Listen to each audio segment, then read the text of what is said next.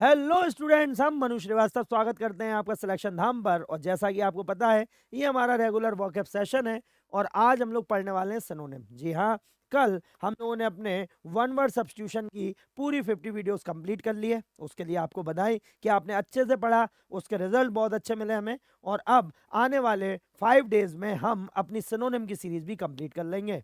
तो फिर निकलेंगे एक नए मकसद पे, एक नए वॉकअप की सीरीज के लिए। लेकिन जब तक आप इसे पढ़िए, इसे याद कीजिए और देखिए कि आपके पेपर में नंबर यहां से वहां तक कितनी आसानी से पहुंच जाते हैं। तो चलिए फिर शुरू करते हैं और देखते हैं कि भाई आज कौन कौन से सिनोनिम्स हैं जो हम पढ़ने वाले हैं। तो पहला जो वर्ड है वो है फिक्टिशियस। जी हाँ, fictitious. So what is the mean of fictitious? आपने देखा होगा मूवीज या वेब सीरीज कभी भी आती है तो जैसे ही वो शुरू होती है तो सबसे पहले इनिशियल में यही आता है कि this story is fictitious, all the events are fictitious, मतलब काल्पनिक। तो यहाँ पर फैक्चुअल का मतलब होगा तथ्यात्मक, कंफर्म का मतलब होगा जो बिल्कुल स्थायी है, और जेन्युइन का मतलब ओरिजिनल। तो भाई एक ही जो वर्ड हमें दिख रहा है वो है इमेजिनरी। जी हाँ, कौन सा है? इमेजिनरी वर्ड है। तो चलिए जरा देखते हैं और समझते हैं कि कौन कौन से वर्ड इसमें मिलने वाले हैं। तो सबसे पहले जो हमें वर्ड मिल रहा है वो है इमेजिनरी में existing only in the mind, not real, काल्पनिक। और फिक्टिशियस का मतलब भी वही है, तो फिक्शनल या फोनी, जैसे अपन बोलते हैं नॉट रियल और ट्रू, इमेजिनरी। उसके बाद है फैक्चुअल। सो फैक्चुअल का मतलब होता है तथ्यात्मक। जी हाँ, जिसमें तथ्य हो, तो एक्यूरेट और प्रिसाइज, यूजिंग और कंसिस्टिंग ऑफ फैक्ट्स, तथ्यात्मक जिसे हम बोलते हैं। ठीक है। उसके बाद है कंफर्म। सो कंफर्म मींस क्या होगा? Establish or firm, someone having a particular habit or way of life and unlikely to change, स्थाई जैसे हम बोलते हैं, उसके लिए आ जाएगा। उसके बाद है genuine. So what is the mean of genuine? Genuine का मतलब है ओरिजिनल, असली। तो रियल और original, truly what something is said to be authentic. तो जैसे हम ऑथेंटिक बोल सकें उसके लिए वर्ड आएगा। जरा जल्दी से इसे नोट डाउन कीजिए आप।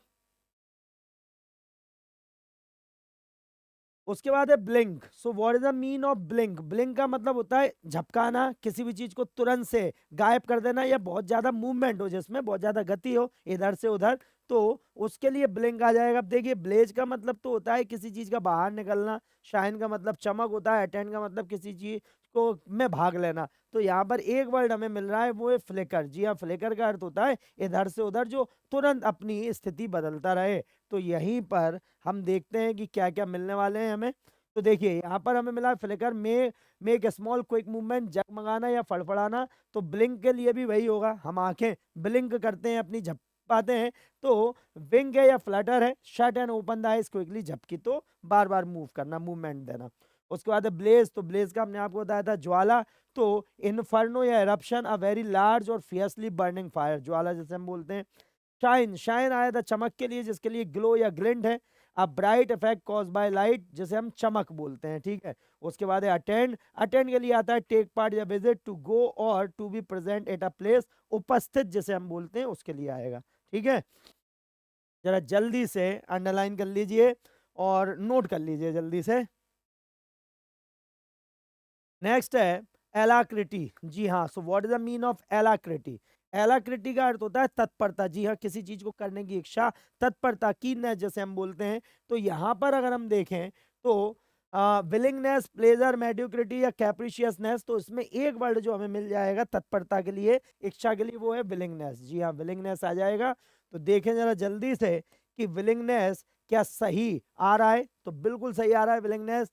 द क्वालिटी और state of being prepare to do something, readiness, तत्परता या सम्मति जैसे हम बोलते हैं। ठीक है।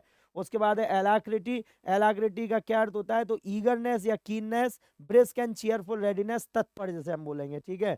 उसके बाद है कैप्रिशियसनेस। तो इसके लिए होगा मनमौजीपन। जी हाँ, जब काम करना है करा, नहीं करना है नहीं करा, एक जगह मन न लगाना। तो फिकलनेस या volatility, the quality of changing mood और बिहेवियर सडनली एंड अनएक्सपेक्टेडली, मनमौजी जैसे हम बोलते हैं। ठीक। उसके बाद है प्लेजर। सो प्लेजर का अर्थ होता है भाई खुशी। तो रैप्चर हो जाएगा और डिलाइट हो जाएगा, रैप्चर और delight, a feeling of happy satisfaction and enjoyment, जिसे हम खुशी बोलते हैं। ठीक।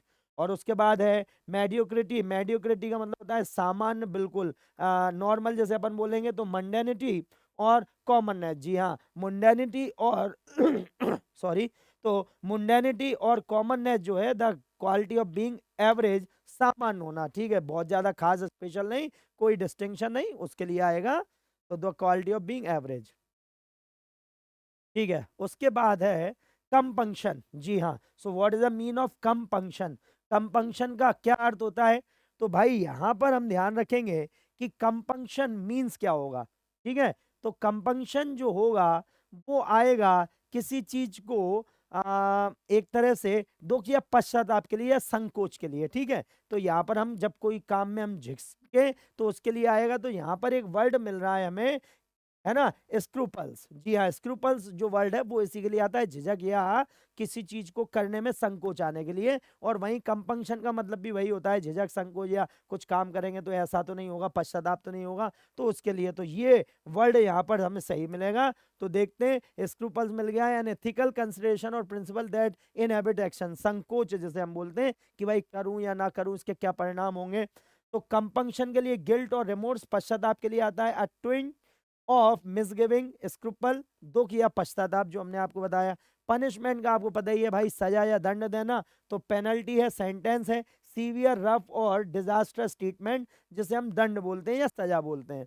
उसके बाद है स्केप्टिज्म। स्केप्टिज्म मतलब क्या होगा? तो भाई संदेहवाद, जिसमें शंका बनी रहती है कि हाँ ये हो रहा है तो इसके पीछे कोई कारण है, या ऐसा क्यों कर रहा है, तो संदेह होना कुछ ना कुछ गलत का, तो डाउट या सस्पिशन बोलते हैं। The theory that certain knowledge is impossible, संदेहवाद जिसे हम बोलते हैं। उसके बाद है grief. So what is the mean of grief? इसके लिए सोरो आ जाएगा, एंग्विश आ जाएगा, दुख, वेदना। तो a cause of such suffering, दुख जिसके लिए हम बोलते हैं, ठीक है। जरा जल्दी से नोट डाउन कर लीजिए इसे। उसके बाद है एबनेगेशन, जी हाँ। सो एबनेगेशन मीन्स क्या होगा? एबनेगेशन या एबनेगेशन मीन्स क्या होता है? तो इसका मतलब होता है त्याग देना, जी हाँ, त्याग देना। तो एबडक्शन तो होगा नहीं, सेक्रीफाइस होगा नहीं, मटेरियलिज्म होगा नहीं, एक ही वर्ड है रेनाउंसमेंट, जो त्यागने के लिए आता है, जी हाँ, किसी चीज को छोड़ने या त्यागने के लिए आता है। तो जरा जल्दी से देखें अपन। तो renouncement, to give up, refuse और resign, usually by formal declaration, त्याग देना, ठीक है। एबनेगेशन मींस क्या होता है? रेनंशिएशन, रेपुडिएट जैसे हम बोलेंगे भाई छोड़ देना, द एक्शन ऑफ रिनाउंसिंग और रिजेक्टिंग समथिंग।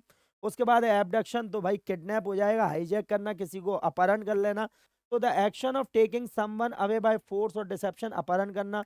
उसके बाद है sacrifice. So what is the mean of sacrifice? Immolate or forgoing, जी हाँ, त्याग करना। Give up something valued for the sake of other consideration, बलिदान देना, उसके लिए आ जाएगा, ठीक है। और उसके लिए फिर आ जाएगा मटेरियलिज्म, तो ग्रेस्पिंग और एवेरिशियस, जी हाँ। तो एवेरिशियस मींस क्या होगा? यहाँ पर होगा भौतिकवादी, जिसमें सुख सुविधाएं ज्यादा दिखती हैं, ठीक है। तो the believe that having money and possession in the most important thing in life, तो इसे भौतिकवाद बोलते हैं कि भाई घर में सारी फैसिलिटीज होना चाहिए, अच्छी घड़ी होना चाहिए, अच्छी कार होना चाहिए, और इसमें मानसिक शांति से संबंध नहीं रहेगा, इसमें फिजिकल यानी इकोनॉमिकल वे में सबसे ज्यादा आपको शांति मिलेगी, उसी के लिए है भौतिकवादी, ठीक है, मटेरियलिज्म। तो ये हमारे कंप्लीट हो चुके हैं आज के सिनोनिम्स। अब हम लोगों की मुलाकात कल होगी, जब तक आप अपना ध्यान रखिए, पढ़ते रहिए, बढ़ते रहिए। और एक बात ध्यान रखेंगे, देखिए देखते देखते हम लोगों ने हजारों वोकैब याद कर ली, इसलिए कहते हैं बूंद बूंद से घड़ा बढ़ता है। तो बस आप अपने इस जो खजाना है, वोकैब का खजाना है, उसे डेवलप करते रहिए, उसे बढ़ाते रहिए, और देखिए कि किस तरीके से आप एक दिन हंसते हंसते मजे मजे में ऑफिसर बन जाएंगे। तो चलिए मिलते हैं अपने नेक्स्ट वीडियो में। जय हिंद, जय भारत।